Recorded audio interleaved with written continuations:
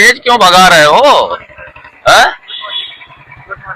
Good morning. इतना तेज क्यों भगा रहे हो गाड़ी? क्यों?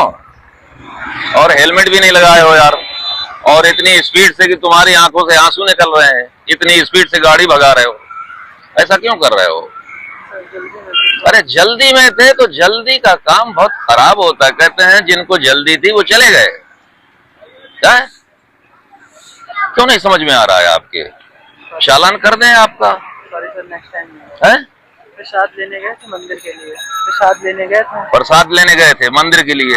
तो यार ऐसा काम मत करो यार। नेक्स्ट टाइम भगवान को खुश करने के लिए जो है अपनी जिंदगी को तो सुरक्षित रखो यार।